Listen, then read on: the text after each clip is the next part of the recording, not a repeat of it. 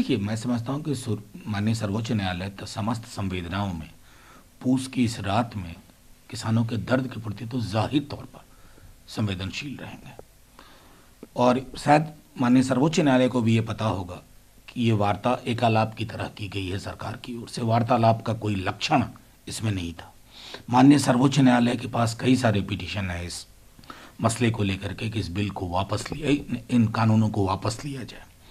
माननीय सर्वोच्च न्यायालय ये भी जानेंगे कि इस कालखंड में ये न सिर्फ एक कानूनों 3 कानूनों पर चर्चा है, बल्कि समकालीन संदर्भ में लोकतंत्र में संवेदना आवश्यक है या नहीं, सरोकारों की समझ आवश्यक है या नहीं, उन सब की विवेचना होगी। आज हरियाणा के मुख्यमंत्री थे, लेकिन दूसरे तरफ के किसान जो आंदोलन कर रहे हैं उनकी तलखी को देखते हुए वो मुलाकात उन्हें कैंसिल करनी पड़ी। ये संकेत है अपने आप में, मुआफी के साथ कहूँगा, डिसरप्शन के पक्ष में हम कहीं नहीं है। लेकिन आप और आपके मंत्रियों ने किस तरह के बयान दिए हैं किसानों के बारे में। कल तक आपके दल के लोग इस तरह की अशोभनीय भाषा का इस्तेमाल कर रहे हैं उन लाखों किसानों के लिए जिनमें से 60 से ऊपर की जान जा चुकी है। किसी दिन सर्द रात में 2 घंटा बैठ के कहीं बाहर देखिए जिस तरह की व्यवस्था में वो रह रहे हैं। एक तो आप अगर आपके अंदर इतनी संवेदना नहीं है तो कम से कम जिन अपील कर सकते हैं अपनी सरकार से कहिए, अपने लोगों से कहिए, जुबान बंद रखें। क्योंकि ये आज भले आपको 2-4 ताली बजाने मिल जाए, इतिहास माफ नहीं करेगा। लेकिन राजस्थान में सिर्फ जो बात आज रखी है कि 46 दिन से किसान धरना दे रहे हैं, ये पता नहीं कि सरकार किनके दबाव में है और क्यों सरकार की किसान की बात नहीं सुन रही है, क्यों नहीं कानून वापस। देखिए, सिर्फ ये राजस्थान ही नहीं, लगभग हर किसान संगठन जो इसमें सक्रिय हैं, जिनकी प्रतिबद्धता है, हर दल, आज भी नेता प्रतिपक्ष ने बिहार में भी कहा कि आखिर ऐसा नहीं होता है कि लाखों लोग सड़कों पे हों और हाथ जोड़ के आपसे विनती करें कि खेतीहर समाज को बचा लीजिए, किसान और किसानी को बचा लीजिए। तो जाहिर है कहीं कुछ करार पहले हो चुका है। अगर नहीं होता तो सरकारें क्यों चुनी जाती हैं? सरकारें चुनी जाती हैं लोक सरोकारों पर काम करने के लिए। लोक सरोकार नहीं है यहाँ। इतनी समझ तो किसानों को भी है। और ये बात मैं फिर कहता हूँ, किसान और किसानी की समझ किसानों से बेहतर किसी राजनेता को नहीं है। इसलिए इस हकीकत को स्वीकारिए। दूसरा सर ये है, बिहार में सरकार से जो डिस्कशन इन क्लोज रूम, एक बंद कमरे की जो बात है वो आज बाहर आई, जिसमें नीतीश कुमार ने कहा कि हमारी जो सीटें कम हुई उसके लिए मुख्य बात थी एनडीए में सीट शेयरिंग का फैसला देर से लेना। एक तरीके से उन्होंने सबको चुप किया और एनडीए गठबंधन बने रहने की नहीं, बड़ी बातें कही हैं आपने, सिर्फ एक चेरी पिकिंग की है। उन्होंने कहा चुनाव में पता ही नहीं चला कि दोस्त कौन दुश्मन कौन। हमने तो पूछा कि माननीय मुख्यमंत्री जी बताएं, दोस्त के साथ सरकार चला रहे हैं या दुश्मन के साथ, या दोस्त के वेश में दुश्मन के साथ, या दुश्मन के वेश में दोस्त के साथ। इतनी लाचारी और बेबसी मैंने बिहार के किसी राजनेता में नहीं देखी थी। 1/6 सीट मात्र है उनके पास बिहार असेंबली की टोटल 40 के आसपास, और तब आप ठसक से मुख्यमंत्री बने बैठे, और ठसक आपकी हवा निकाल रही है बीजेपी बड़े मजे मजे में।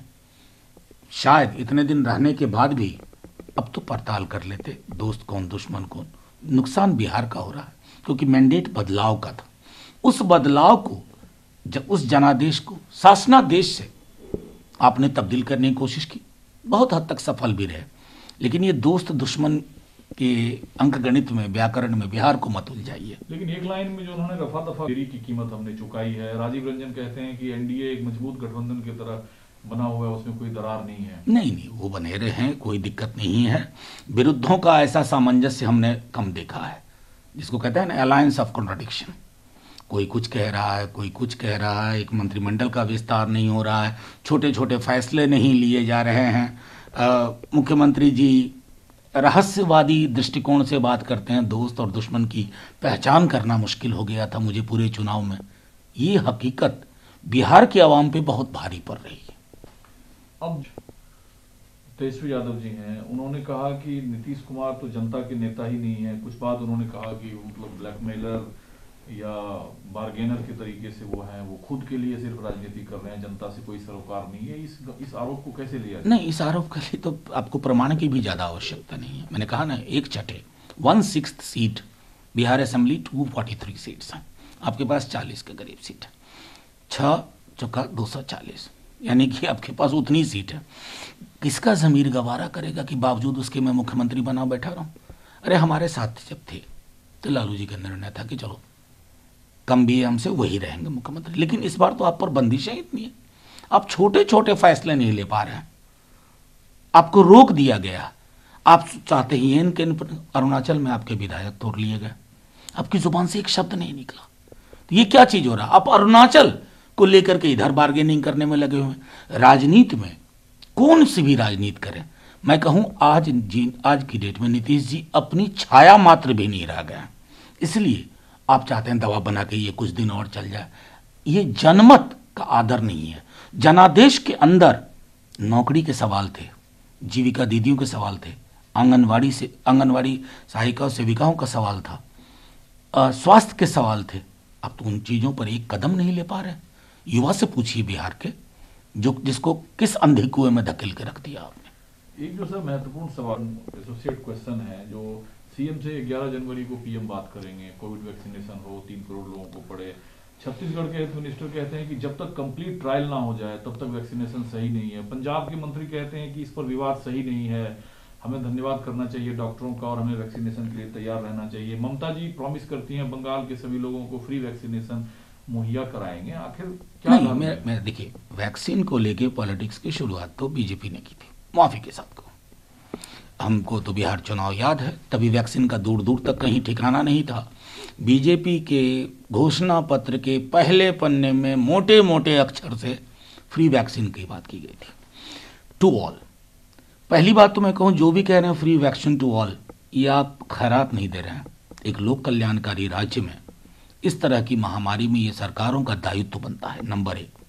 नंबर 2, कोई भी पार्टी हो, चाहे केंद्र की सत्ता की पार्टी हो किसी राज्य में, उनको ये हकीकत लोगों को बतानी चाहिए। ये वैक्सीन हमारे वैज्ञानिकों ने बनाया, रिसर्च लैब्स ने प्रोड्यूस किए हैं।